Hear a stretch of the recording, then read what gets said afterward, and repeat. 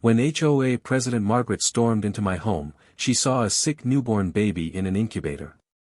She saw medical equipment keeping my daughter alive. But all she cared about were her precious rules.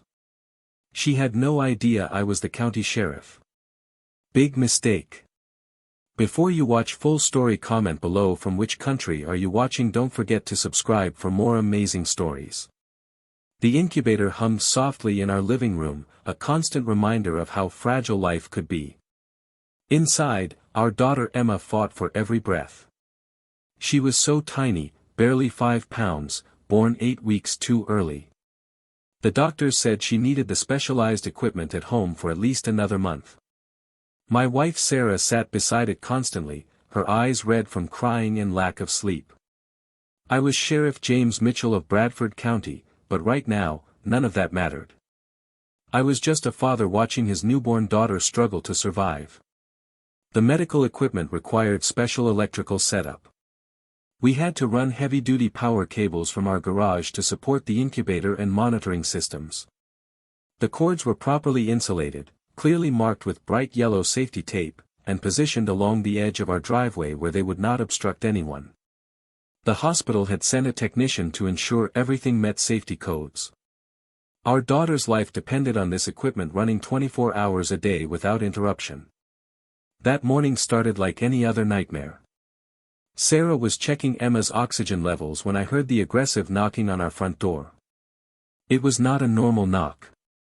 It was the kind of pounding that said someone was angry and wanted everyone to know it. I glanced at the clock. 7 in the morning.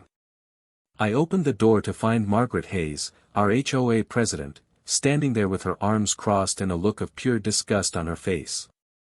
Margaret was in her early 60s, always dressed like she was about to attend a business meeting, even on weekends. Her silver hair was pulled back so tight it seemed to stretch her face. She carried a leather-bound folder everywhere she went, filled with HOA rules, regulations, and violation notices. Everyone in the neighborhood knew her. Everyone feared her. She had made multiple families move out over minor infractions.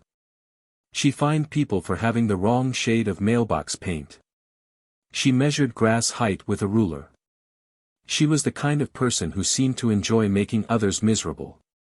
"Mr. Mitchell," she said sharply, not even bothering with a good morning. "I am here about multiple HOA violations on your property. This is unacceptable and needs to be corrected immediately." I was running on 3 hours of sleep.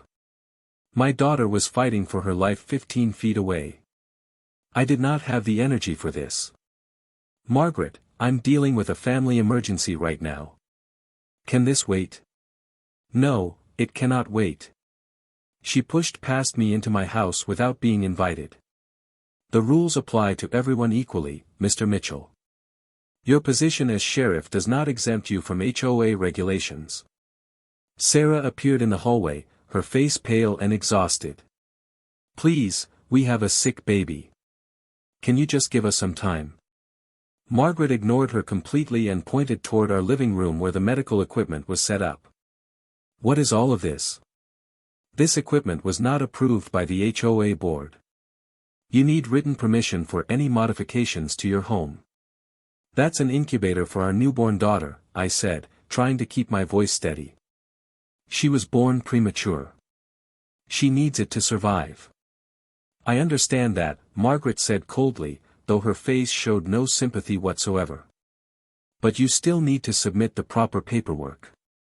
And these electrical cords running from your garage are absolutely unacceptable.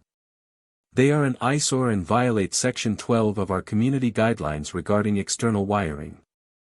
I could not believe what I was hearing. "Those cords are keeping my daughter alive.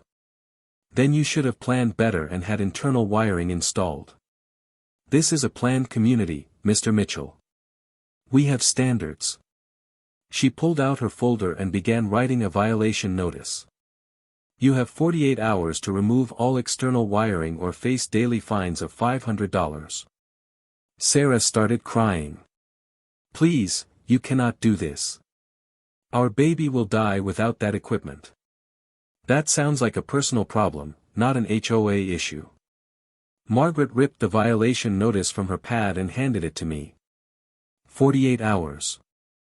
I suggest you contact an electrician immediately. And get that equipment approved in writing. Something inside me snapped, but I kept my voice controlled. Years of law enforcement training helped me stay calm in crisis situations. Margaret, I am asking you as a neighbor and as a father. Please give us 30 days. Just 30 days until my daughter is stable enough that we can make permanent modifications. The rules exist for a reason, she replied. If I make an exception for you, everyone will want exceptions.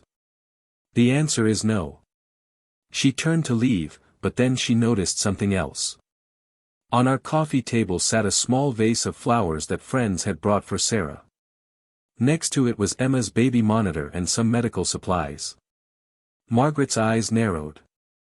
Is that table blocking the walking path? Section 7 clearly states that furniture must not obstruct main pathways. She walked over and started measuring the space with a tape measure she pulled from her purse. Yes, this is definitely a fire hazard. You need to move this immediately. Get out of my house, I said quietly. Excuse me? Margaret looked up, offended. Get out of my house right now. My voice was still calm, but there was steel in it. You have delivered your violation notice. Now leave. Well. Margaret huffed. I expected better from someone in law enforcement. I will be reporting this hostile behavior to the board. She marched toward the door, but as she passed the incubator, she stopped and peered at it closely. This equipment is very large. I am not sure it meets our interior modification standards either. I will need to research that. Do not touch that, Sarah said desperately, moving to stand between Margaret and the incubator.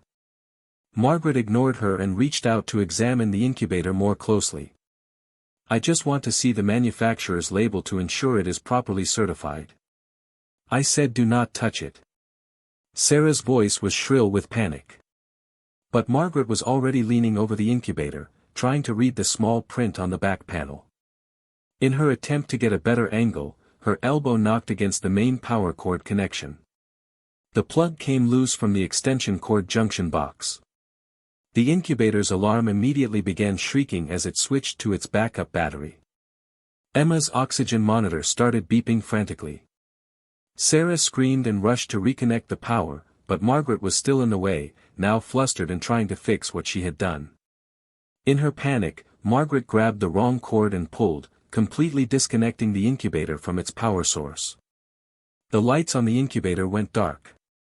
Emma's monitor flatlined. The temperature inside began dropping immediately. What have you done? Sarah was sobbing hysterically, pushing Margaret aside and desperately trying to reconnect everything. You killed my baby. You killed my baby. I moved faster than I ever had in my life. I grabbed the power cords and reconnected them properly while Sarah opened the incubator and took Emma out. Our daughter was not breathing. Her tiny lips were turning blue. Sarah began infant CPR while I called 911 on my cell phone. Margaret stood frozen in shock, her face pale. I did not mean. I was just trying to. Get out, I said through clenched teeth. Get out now before I arrest you. She fled. The ambulance arrived in 4 minutes, but it felt like hours. The paramedics took over from Sarah and got Emma breathing again. They rushed her to Bradford County Hospital with Sarah riding in the ambulance. I followed in my car, my hands shaking so badly I could barely grip the steering wheel. At the hospital, they took Emma straight to the neonatal intensive care unit. The doctors worked on her for 3 hours. Sarah and I sat in the waiting room, holding each other and praying. When Dr. Reynolds finally came out, his face was grave. She is alive, he said, but she suffered oxygen deprivation. We are running tests now to determine if there is any brain damage. The next 72 hours are critical. Sarah collapsed in my arms. I had been a sheriff for 15 years. I had dealt with murderers, thieves, and every kind of criminal. But I had never felt rage like I felt in that moment. Margaret Hayes had nearly killed my daughter through her arrogance and cruelty. Over the next 3 days, we lived at the hospital. Emma remained in intensive care, hooked up to more machines than I could count. The doctors said it was too early to tell if she would have permanent damage. Every test they ran gave inconclusive results. We just had to wait and hope. On the second day, Margaret sent a letter to our house. A neighbor brought it to the hospital. It was not an apology.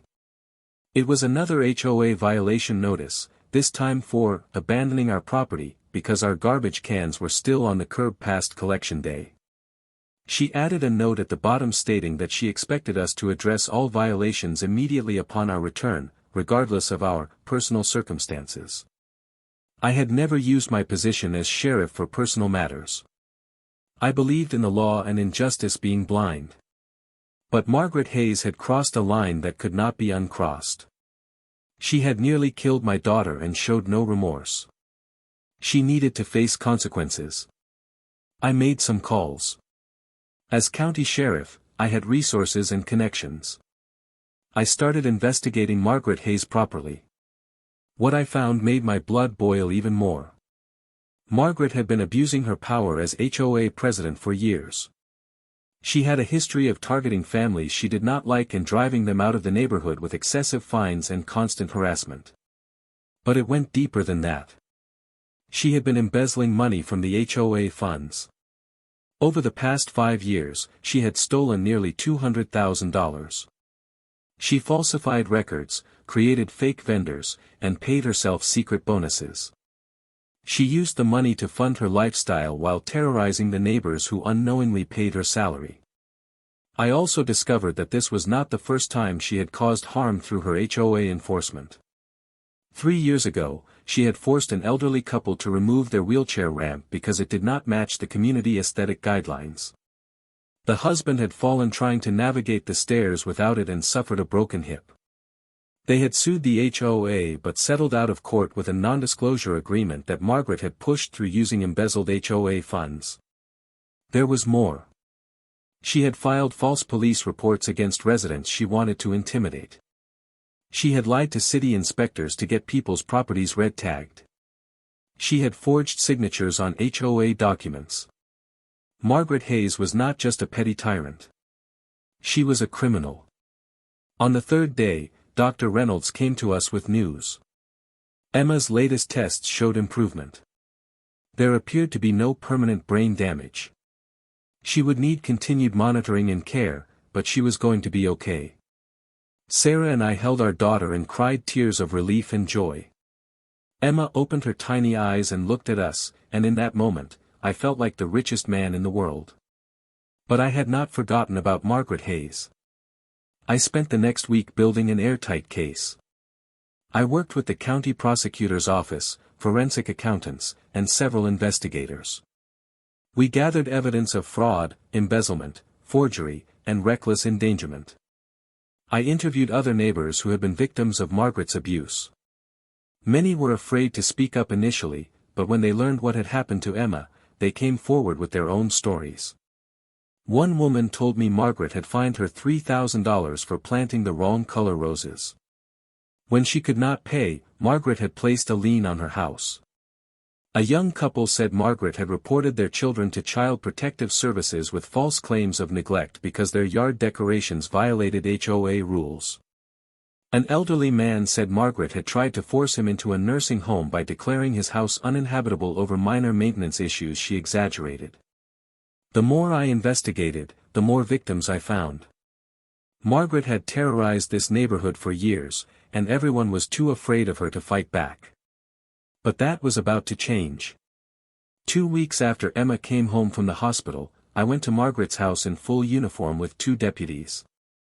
She answered the door with her usual arrogant expression.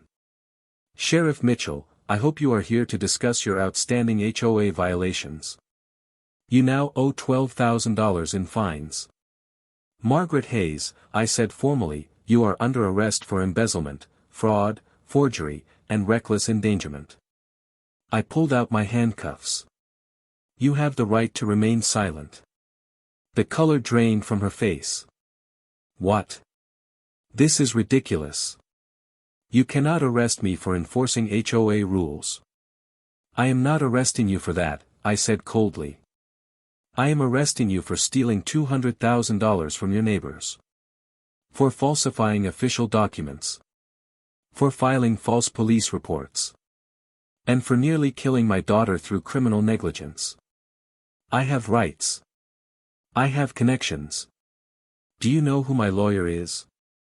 She tried to slam the door, but my deputy blocked it. Your lawyer was disbarred last year for ethics violations, I said. I checked. Now turn around and put your hands behind your back, or I will add resisting arrest to your charges. She tried to run. My deputies caught her before she made it 3 steps. We cuffed her and led her to the patrol car while neighbors came out of their houses to watch. Some of them started clapping. By the time we drove away, there was a small crowd cheering. The case went to trial 4 months later. The evidence was overwhelming. The forensic accountants traced every dollar Margaret had stolen. We had her forged signatures. We had her fake invoices. We had testimony from dozens of residents she had abused. And we had the security camera footage from my house showing her unplugging Emma's incubator and then fleeing the scene. Margaret's defense attorney tried to argue that the incubator incident was an accident. The prosecutor destroyed that argument by showing how Margaret had ignored multiple warnings not to touch the equipment, had no reason to be examining it, and had fled without calling for help or even checking if the baby was okay. The jury deliberated for less than 2 hours. Guilty on all counts. At sentencing, the judge was harsh. Margaret showed no remorse throughout the trial. She had tried to blame everyone else for her actions. She claimed she was the real victim being persecuted for doing her job. The judge was not impressed. Mrs. Hayes, the judge said, you held a position of trust in your community and you abused it terribly. You stole from your neighbors. You terrorized families. You caused harm through your arrogance and cruelty. And you nearly caused the death of an infant through your reckless disregard for human life. You have shown no remorse, no understanding of the pain you have caused. This court has no sympathy for you. She sentenced Margaret to 8 years in state prison for the embezzlement and fraud. She added 2 more years for the reckless endangerment of Emma. 10 years total. Margaret's face turned white when she heard the sentence. She started crying and begging for mercy. The same woman who had showed no mercy to anyone else now wanted compassion for herself. Take her away, the judge said. But the consequences did not end there. The HOA board was dissolved and restructured. Every ridiculous rule Margaret had created was thrown out. The neighborhood came together and created reasonable guidelines that actually made sense. People could finally live in their homes without fear of arbitrary fines and harassment. Several of Margaret's victims filed civil lawsuits and won. Between the criminal restitution and civil judgments, Margaret lost everything. Her house was foreclosed. Her bank accounts were seized. Her retirement was gone. She would leave prison with nothing. The story made national news. HOA reform became a major topic in our state legislature. New laws were passed to prevent HOA boards from abusing their power. Margaret Hayes became the face of HOA tyranny, and her downfall inspired others across the country to stand up to their own petty dictators. As for Emma, she thrived. By her first birthday, she had caught up developmentally and showed no lasting effects from what happened. She was a happy, healthy little girl who loved to laugh and play. Sarah and I watched her blow out her birthday candle and marveled at how precious life was. That night, after Emma was asleep, Sarah and I sat on our porch and talked about everything that had happened. Do you think Margaret understands now? Sarah asked. Do you think she realizes what she did? I thought about that. I had seen Margaret a few times during the trial. She had looked at Emma with cold, empty eyes. Even facing prison, she seemed more angry about being caught than sorry for what she had done. I do not think people like Margaret ever really understand, I said. They cannot see past their own ego and need for control. She probably still thinks she was right. How can someone be so cruel? Sarah wondered. How can someone care more about rules than about a baby's life? I do not know, I admitted. But at least she cannot hurt anyone else now. We sat in silence for a while, listening to the crickets and watching the stars. Our neighborhood was peaceful now. People were not afraid anymore. Children played in yards without worrying about violating decoration rules. Neighbors talked to each other without fear of being reported. It felt like a real community again. You know what the saddest part is? Sarah said eventually. Margaret could have just been kind. She could have given us 30 days like you asked. She could have shown basic human compassion. And none of this would have happened. She would still be free, still have her money, still have her power. All she had to do was care about a sick baby more than she cared about her precious rules. She was right. Margaret had destroyed her own life through her cruelty. Every year she spent in prison, every dollar she lost, every bit of public shame she endured, all of it could have been avoided if she had just shown a tiny bit of human decency. Her arrogance and lack of empathy had been her downfall. Years passed. Emma grew into a bright, beautiful child who loved school and had many friends. She wanted to be a doctor when she grew up because she said the doctors had saved her life when she was a baby. She did not remember what happened to her, and we never told her the full story. Maybe when she was older we would explain it, but for now, we let her be a happy kid without that darkness. I continued as county sheriff and became known for advocating for vulnerable people. I pushed for better protections for families dealing with medical emergencies. I worked with the legislature to reform HOA laws. I made sure that what happened to my family could not easily happen to others. Sarah became an advocate too. She started a support group for parents of premature babies. She helped families navigate the complex medical and insurance systems. She made sure no one had to face what we faced alone. Emma's near-death experience had given Sarah a purpose, and she threw herself into helping others. Our neighborhood flourished without Margaret's tyranny. Property values actually increased once word got out that the crazy HOA president was gone. New families moved in and were amazed by how welcoming and reasonable the community was. People took pride in their homes because they wanted to, not because they feared fines. I often thought about Margaret sitting in her prison cell. I wondered if she ever reflected on her choices. Did she lie awake at night and regret unplugging that incubator? Did she understand that her need for control and her lack of compassion had cost her everything? Or did she still blame everyone else for her problems? I never visited her in prison. I had no desire to see her again. But I heard through the legal system that she remained defiant and bitter. She filed multiple failed appeals.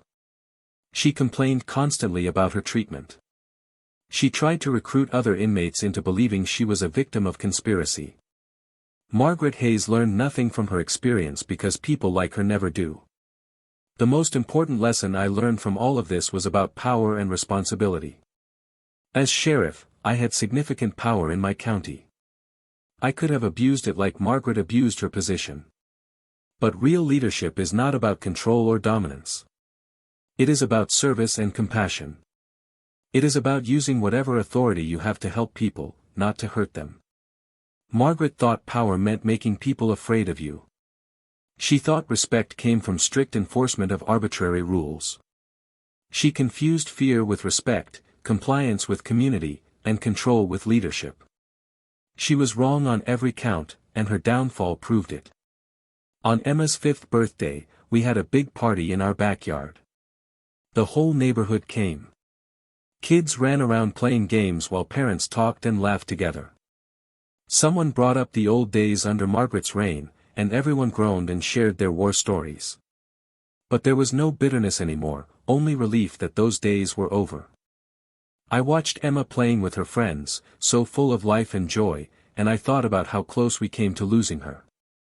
How Margaret's cruelty almost robbed my daughter of her future, and robbed Sarah and me of watching her grow up.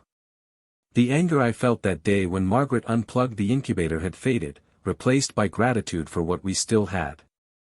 Sarah came and stood beside me, wrapping her arm around my waist. "What are you thinking about?" "About how lucky we are," I said. "About how Emma is here, healthy and happy. About how we have this amazing community now.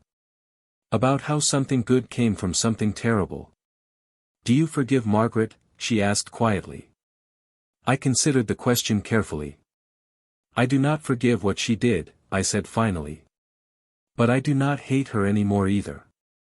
She is just a sad, broken person who could not see past her own ego. She has to live with what she did. That is punishment enough beyond the prison sentence." Sarah nodded. "I think Emma would want us to let go of the anger. She is such a loving child. She would not want us holding on to hate." She was right. Emma was indeed a loving child who saw the good in everyone. She was everything Margaret was not: kind, empathetic, generous with her affection. Our daughter had survived and thrived, and that was what mattered. As the sun set on Emma's birthday party, I made a silent promise to myself and to my daughter. I would continue using my position to protect people from those who would abuse power. I would fight for the vulnerable and stand up to bullies in whatever form they took. I would make sure that Emma grew up in a world that valued compassion over control, and kindness over rigid rules. Margaret Hayes would spend years in prison, but her real punishment was the life she would not have. She would not know the joy of community she destroyed. She would not experience the satisfaction of helping others. She would not feel the love of neighbors and friends. She had traded all of that for power and control, and in the end, she lost everything. Meanwhile, Emma blew out her birthday candles, making a wish with her eyes squeezed shut tight. When she opened them, she was smiling so big it lit up the whole yard. Sarah and I hugged our daughter tight, thanking God and the universe and whoever was listening that she was here with us. That night, after all the guests had gone home and Emma was tucked into bed, I stood outside her room and listened to her breathing. The sound of her steady, healthy breaths was music to my ears. I remembered the terrible silence when the incubator went dark, the panic when she stopped breathing, the fear that we had lost her. But we had not lost her. Emma was here. She was alive. She was perfect. And Margaret Hayes was in prison where she belonged, learning the hard lesson that cruelty always has consequences, and that the rules that matter most are the unwritten ones about basic human decency and compassion. Justice had been served.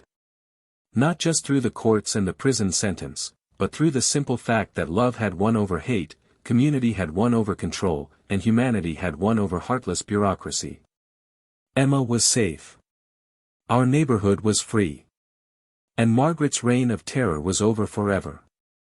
That was the only ending that mattered. 3 years after Margaret's imprisonment, I received an unexpected letter. It came from the state correctional facility where Margaret was serving her sentence. The return address made my stomach tighten. I almost threw it away without opening it, but something made me hesitate. Sarah saw me holding the envelope. "Is that from her?" she asked, her voice guarded. I nodded. "Should I read it?" "That is your decision," Sarah said. "But remember, you do not owe her anything. Not even your attention." I opened the letter carefully.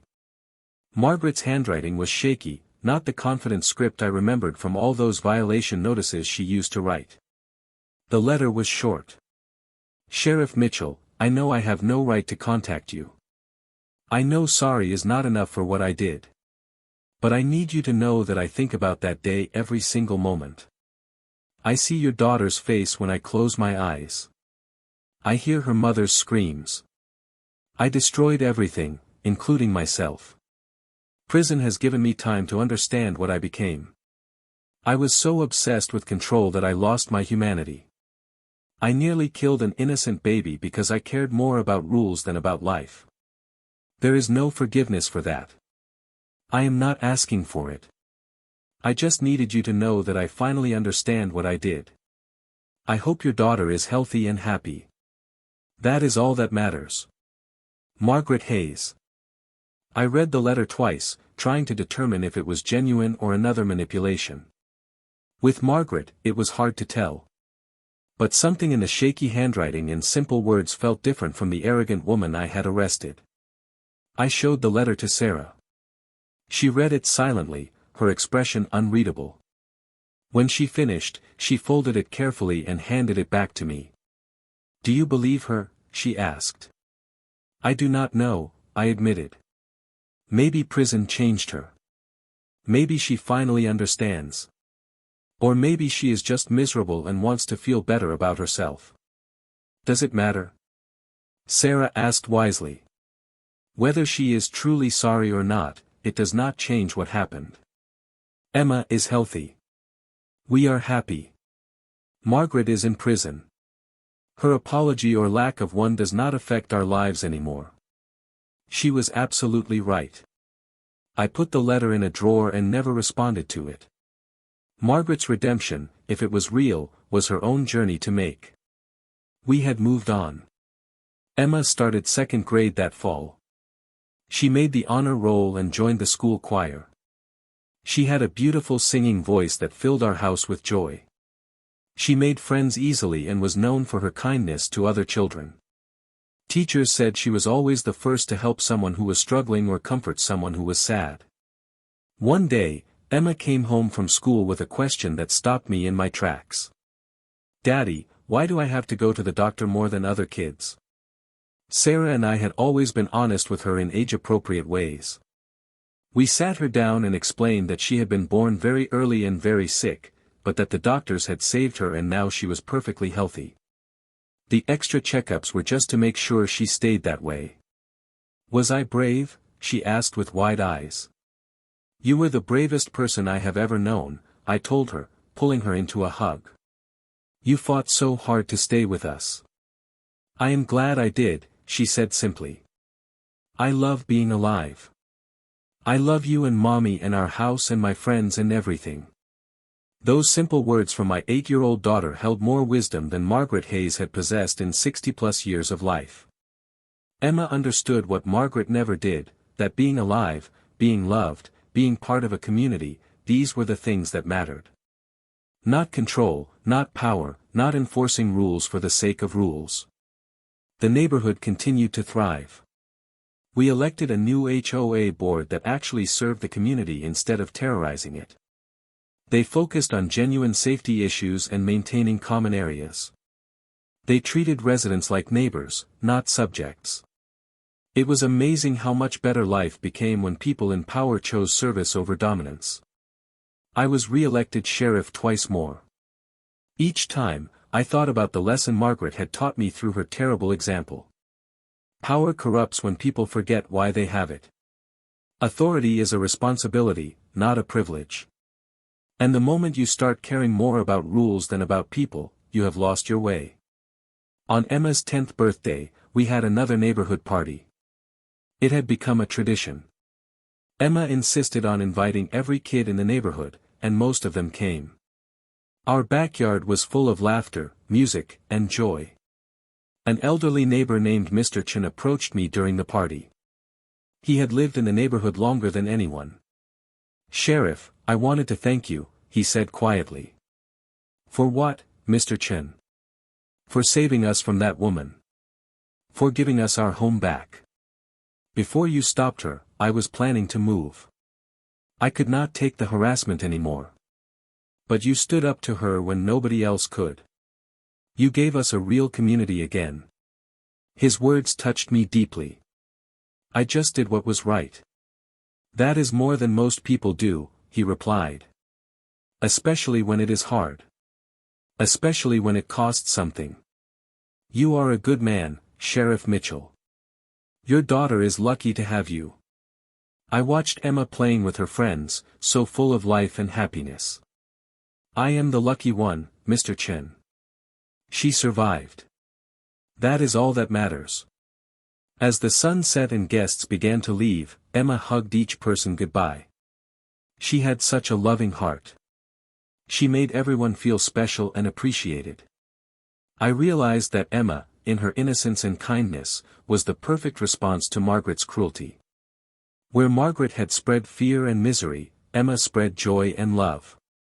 That night, I thought about Margaret's letter again. Whether her remorse was genuine or not, I realized I had let go of my anger long ago. Not because she deserved forgiveness, but because holding on to hate was like drinking poison and expecting the other person to die. Emma was alive and thriving. That was my victory. That was my justice. Margaret would be released from prison in 5 more years. She would be 71 years old, with no money, no home, and no friends. She would have to rebuild her entire life from nothing. That was a heavy punishment, maybe heavier than the prison sentence itself. But that was her burden to carry, not mine. My burden was much lighter and infinitely sweeter, raising my daughter, serving my community, and making sure that power was used to protect people, not to hurt them. As I tucked Emma into bed that night, she looked up at me with sleepy eyes.